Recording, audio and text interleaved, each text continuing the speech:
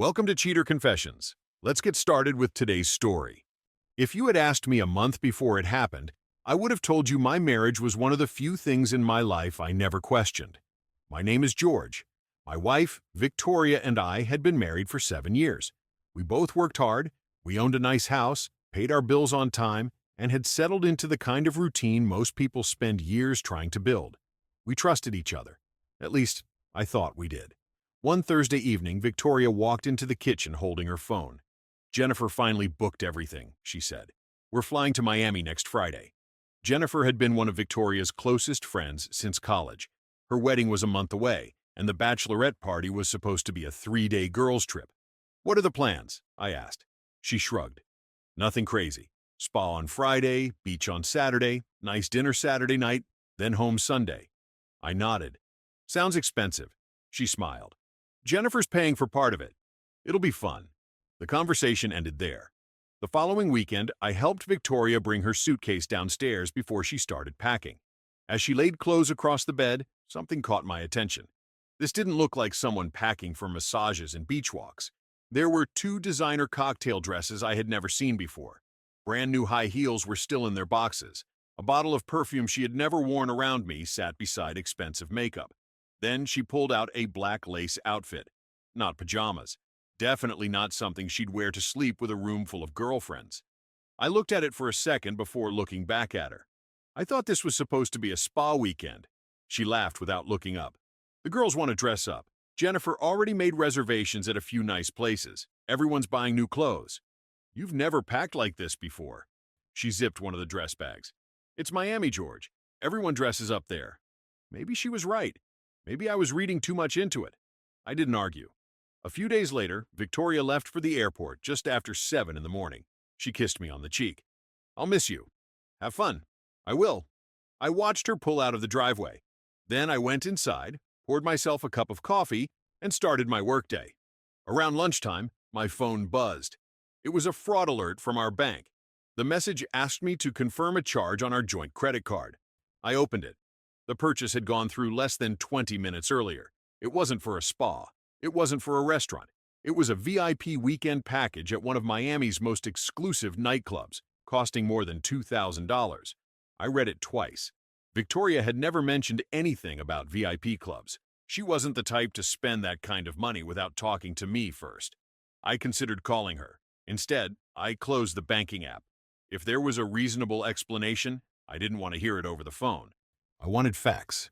An old business client had once given me the number of a licensed private investigator after helping him expose fraud inside his company.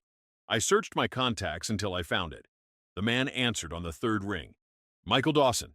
My name is George. I need a private investigator." There was a brief pause. "What's going on?" I looked out the office window before answering. "My wife is in Miami for a bachelorette party and something doesn't add up. I don't want assumptions. I want the truth." "Understood," he said. "When do you want us to start?" "Today. We'll have someone in Miami before sunset." That was all I needed to hear. After we hung up, I set my phone on the desk and went back to work. If Victoria had told me the truth, I would be the first man to apologize. But if she hadn't, I wasn't going to be the last man to find out. Michael Dawson called just before 9 that evening. "My investigator is on your wife," he said. "She checked into the hotel with Jennifer and the rest of the bridal party around 4 this afternoon. So far?" "So far, everything matches what she told you." I leaned back in my chair. "Good. They spent a few hours by the pool, had dinner together, and took pictures on the beach." For a moment, I wondered if I'd made a mistake. Maybe the nightclub package had been something Jennifer arranged for the whole group. Maybe I'd let one unusual credit card charge get inside my head. Michael must have sensed what I was thinking. "It's still early." "I know. We'll stay with her." After we hung up, I forced myself to focus on work. Every half hour, I glanced at my phone without realizing it. Just after midnight, my phone rang again. It was Michael. "We found something," he said. I stood and walked to the window. "Tell me." "About an hour after dinner, your wife left the nightclub through a side exit. A man was waiting for her." I stayed silent. "They greeted each other like they'd met before. We identified him as Brandon Cole." "Then what?" "They walked to a private rooftop party that wasn't connected to the Bachelorette group. They stayed there for almost 3 hours before leaving together." "Where did they go?" Brandon's condo on Biscayne Bay. I already knew what my next question was. Did she stay? She went inside just after 1 in the morning. And? Our investigator stayed outside. He didn't need to say anything else. She never came back out. I looked across my office without saying a word. Do you have proof? You'll have it in a few minutes. The photos arrived one after another. Victoria laughing beside Brandon outside the rooftop party. Brandon resting his hand comfortably against the small of her back. The two of them walking into a luxury waterfront building. A security camera still showing them entering the elevator together. None of it looked accidental. None of it looked spontaneous. I stared at the last picture for nearly a minute before locking my phone. Michael called again the next afternoon. We've confirmed something else. What? This wasn't the first time they spoke. My expression didn't change. Explain. Our investigator watched them together this morning. They met again? They had breakfast at a cafe near the marina. They planned it? It looked that way. He continued. We also spoke with a bartender from the rooftop event. What did he say? He recognized your wife. From last night? No. From 2 weeks ago. I frowned. That's impossible. The bartender remembered because Brandon had shown him a photo before the trip. A cold silence settled over me. They already knew each other. Yes, Michael continued.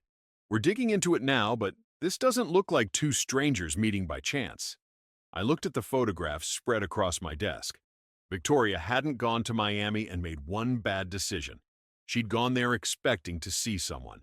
They already knew each other. That was worse. Michael called me one last time early Sunday afternoon. We finished.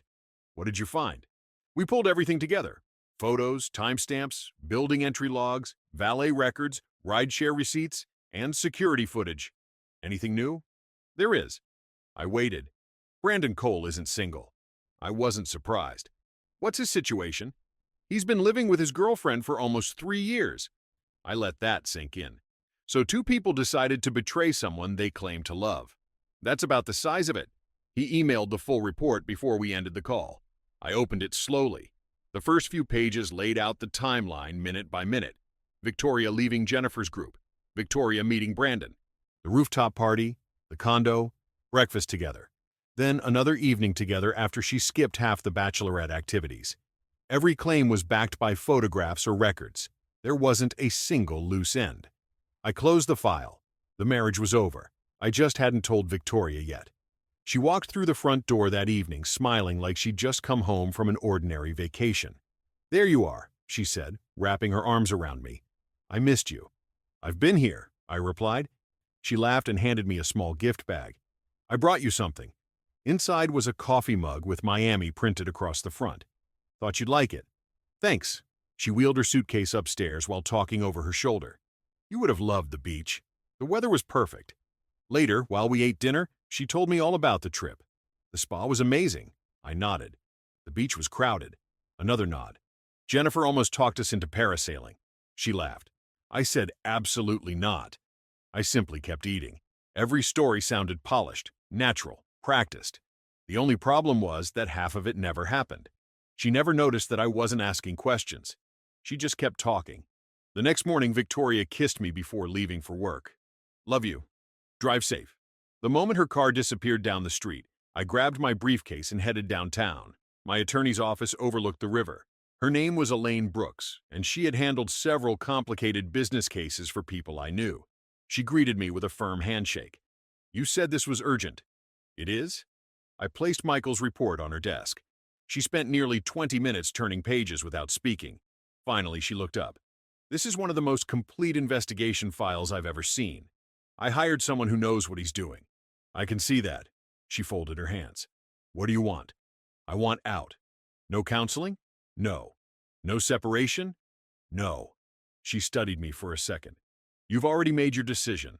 I made it when she walked into another man's condo. Elaine nodded once. Then let's make sure you do this the right way. For the next 2 hours, we went through everything. Joint accounts, retirement funds, insurance policies, the house, vehicles, investment accounts. Nothing was left to chance. Before I left, Elaine slid a stack of papers toward me. Once I file these, there's no undoing it. I picked up the pen. I didn't come here hoping to change my mind. I signed every page. As I stood to leave, Elaine asked one final question. When are you planning to tell your wife? I slipped the signed documents back across the desk. When you tell me everything is protected. She gave a small smile. Smart. I shook my head. No. I walked toward the elevator. Prepared. By the time Victoria came home from work that evening, she still believed she had returned from Miami to the same marriage she had left. She couldn't have been more wrong. For the next 3 days, I acted exactly the way I always had. I went to work. We ate dinner together. We watched TV in the evenings. Victoria kept talking about Miami whenever the subject came up. You should have seen Jennifer trying to dance, she laughed one night. I've never seen someone with less rhythm. I smiled faintly. Sounds entertaining. It was. She never realized I already knew she had left Jennifer's party before midnight that same evening. Every lie she told only made my decision easier. Thursday afternoon, Elaine called. We're done. Everything filed? Everything. Assets protected? Yes. Good. I thanked her and ended the call. There was nothing left to prepare. That evening, I got home before Victoria. I placed a thick folder in the center of the dining room table and waited. Around 6:30, I heard her car pull into the driveway. She walked inside carrying 2 grocery bags. You're home early, she said with a smile. I've been waiting. She looked at me for a moment. Everything okay? Sit down. My tone erased the smile from her face. She slowly placed the grocery bags on the counter and took a seat across from me. For a few seconds, neither of us spoke. Then I leaned back. So, she looked confused. So what? Tell me about Miami. A small smile returned. I already did. Tell me again. She shrugged. Okay. She started talking. The spa was amazing. I nodded. We spent most of Saturday at the beach. Another nod. Jennifer booked a beautiful restaurant Saturday night. She kept going. The nightclub was fun, but honestly, we didn't stay long. I let her finish. When she finally stopped, I reached into the folder. Without saying a word, I slid the first photograph across the table. It showed Victoria standing outside the rooftop party with Brandon. She stared at it. Her smile disappeared. I slid another photograph forward. Brandon's arm rested comfortably around her waist. She swallowed. What? A third photo. The two of them entering the luxury condo building. Her face turned pale. George, I didn't interrupt. I placed another picture beside it. The elevator security image, then another. Breakfast together the following morning. Then another. The two of them walking along the marina later that afternoon, nowhere near Jennifer or the bridal party. Victoria's hands began shaking. I finally spoke. You were saying? She looked at the photographs, then back at me. It's not what it looks like. I almost laughed. Really? It looks like you spent your weekend with another man. Her eyes filled with tears. It wasn't supposed to happen. I opened the folder again. This receipt says otherwise. I slid a restaurant bill across the table. It shows dinner for 2 the second night. She stared at it. Then I placed down the rideshare records. You didn't accidentally go back. Another document. The condo entry logs. Another. The security footage timestamps. She covered her mouth. I made a mistake. No. My voice stayed calm. A mistake is forgetting your anniversary. She looked up. This took planning. She started crying. It just got out of control. No. I leaned forward. You packed for that weekend. She froze. You bought clothes you never intended to wear around your girlfriends. She didn't answer. You paid for a VIP nightclub package without mentioning it. Still nothing. You met a man you already knew before you ever got on that plane. Her shoulders dropped. I can explain. I don't need an explanation. I reached into the folder one final time. This time, I placed a stack of legal papers in front of her. She looked down, then back at me. What is this? You know exactly what it is. She turned the first page. Her breathing caught. You filed? 3 days ago. She looked genuinely stunned. You didn't even talk to me. I met her eyes. You already had your chance to talk. When? Before you chose him. Tears streamed down her face. George, please. I stood up. The conversation you should have had was before Miami. She grabbed the divorce papers with trembling hands. This can't be happening. I looked at her for a long moment. It already did. And for the first time since she'd walked through the front door that Sunday evening, Victoria finally understood she hadn't come home to save her marriage. She had come home too late. Victoria sat at the dining room table long after I walked away. I could hear her crying, but I didn't go back. There was nothing left to say. About an hour later, she knocked on the door of my home office. "George, come in." She stepped inside holding the divorce papers. I know what I did was wrong. I stayed seated. I don't know why it happened. I do. She looked at me hopefully. You do? You wanted it to happen. Her expression collapsed. No. Don't insult both of us by pretending otherwise. She wiped her eyes. It wasn't planned. It was. It wasn't? You knew Brandon before you left. She froze. You packed clothes you never wear. Silence. You bought that VIP package and never mentioned it. She looked at the floor. You met him within hours of landing. Still nothing. You spent 2 nights at his condo. She whispered. Please. I stood. Stop calling it a mistake. She looked up. It was a decision. The next morning, I left before she woke up. Around 10, my phone started vibrating. Victoria. I let it ring. A minute later, she called again. Then again. By lunch, she'd called 18 times. I never answered. Instead, I sent one text. Be moved out by Friday. Take everything that's yours. Leave the house exactly as you found it. Any communication from now on goes through attorneys. She called immediately after reading it. I declined. Friday evening, I pulled into the driveway. Her car was still there. That wasn't what bothered me. Her brother's truck was parked behind it. I walked inside. Victoria stood in the living room surrounded by boxes. Her brother, Christopher, looked uncomfortable. He nodded politely. George? Christopher. Victoria stepped toward me. I just need 5 minutes. You've had days. I've been thinking. So have I. She took another step. I'll move anywhere. It won't change anything. I'll go to counseling. Too late. She started crying again. I'll spend the rest of my life making this up to you. I looked at her without raising my voice. You don't get to decide what's enough. Christopher cleared his throat. Victoria? She ignored him. I love you. I answered immediately. No. She stared at me. You love the life you had. Her face tightened. That's not true. It is. If you loved me, you wouldn't have risked me. The room went silent. Christopher quietly picked up another box. I'll wait outside. Neither of us stopped him. Victoria tried one last time. George, please don't end 7 years like this. I walked to the front door and held it open. You ended them in Miami. She stood there crying. I'm begging you. I know. Doesn't that matter? It would have mattered before you got on that plane. She slowly lowered her head. For the first time since this started, she had no answer. Christopher came back inside, picked up the remaining boxes, and carried them to his truck. Victoria followed him without another word. She stopped beside her car and looked back at the house. I didn't wave. I didn't speak. I simply closed the front door. The next morning, I changed every lock. I reset every garage code. I updated every security password connected to the house. Then I called the alarm company and removed Victoria's access completely. By noon, my home was secure. I thought that would finally be the end of it. I was wrong. Changing the locks didn't stop Victoria. It only forced her to find another way. The following Tuesday, my assistant knocked on my office door. George? Yeah? Your wife is downstairs. I looked up from my laptop. My wife? She hesitated. I mean, Victoria. I'll take care of it. I walked into the lobby.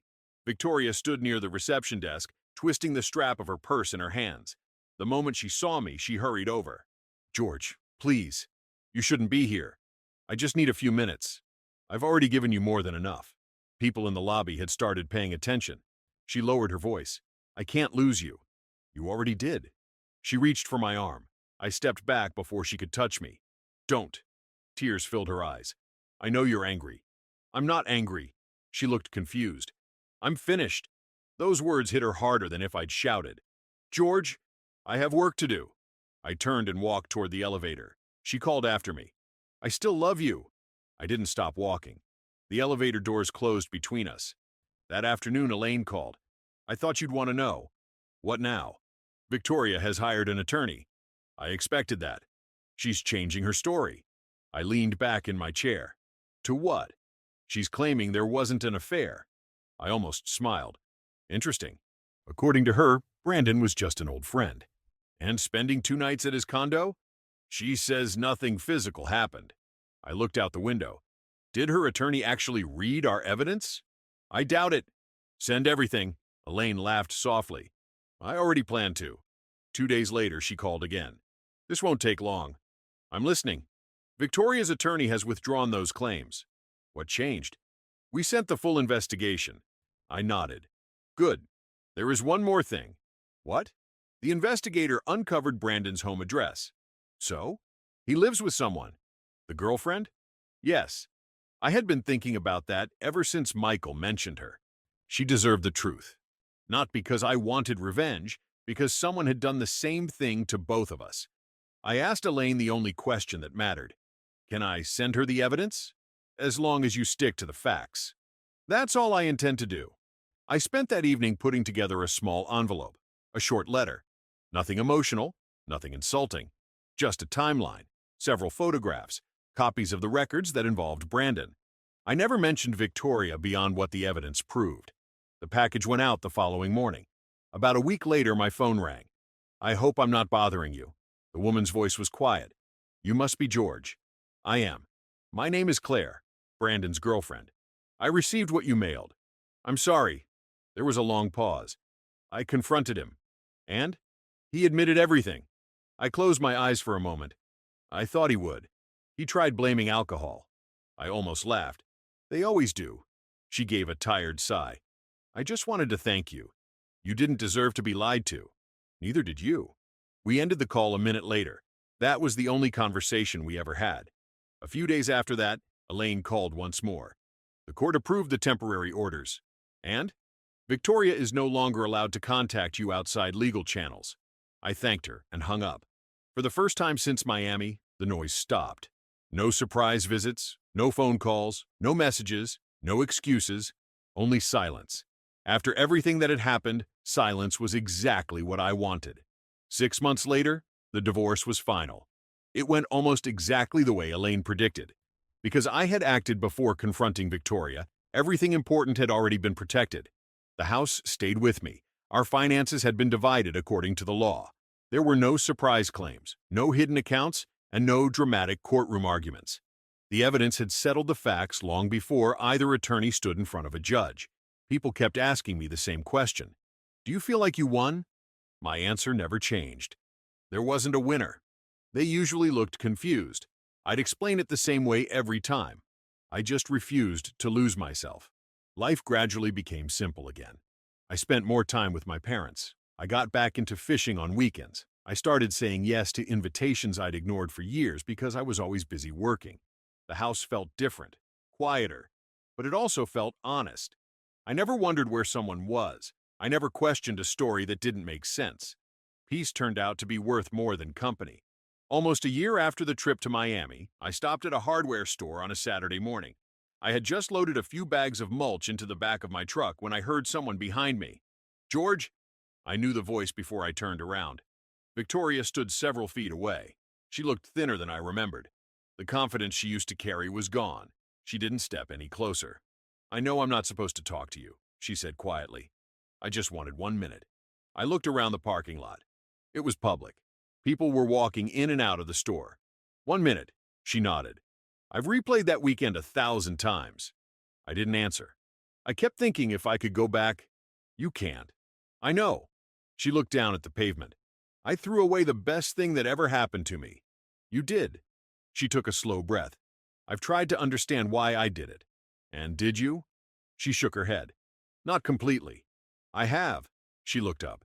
You believed you'd come home, tell a few stories, and life would keep moving. Tears formed in her eyes. I did. You never thought I'd find out. She didn't deny it. I was selfish. Yes.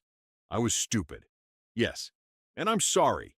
For the first time since the divorce, I believed she meant it. Not because she expected anything, because there was nothing left to gain. I believe you're sorry, I said. She looked surprised. You do? I do. Hope flashed across her face for half a second. Then I finished. But being sorry doesn't erase what you chose. The hope disappeared. I know. I closed the tailgate of my truck. There wasn't just one decision. She stayed silent. You chose to pack for that weekend. You chose to meet Brandon. You chose to leave with him. You chose to go back the next day. Every one of those moments gave you another chance to stop. She nodded slowly. I know. I hope you become a better person than the one who got on that plane. A tear rolled down her cheek. I hope so too. I opened my truck door. Before getting inside, I looked at her one last time. I don't hate you, Victoria. She looked at me without speaking. I just don't have a place for you in my life anymore. I climbed into the truck. She didn't try to stop me. She didn't call my name. She simply stood there as I drove away. I never saw her again. Looking back, people always assumed Miami destroyed my marriage. They were wrong. Miami didn't destroy it. It revealed that the marriage I believed I had only existed as long as one thing remained intact: trust. The moment Victoria decided that trust was worth risking for one weekend, the marriage was already over. The divorce wasn't the end of my story. It was the beginning of a life built on something far stronger than hope. It was built on truth. Thank you for watching.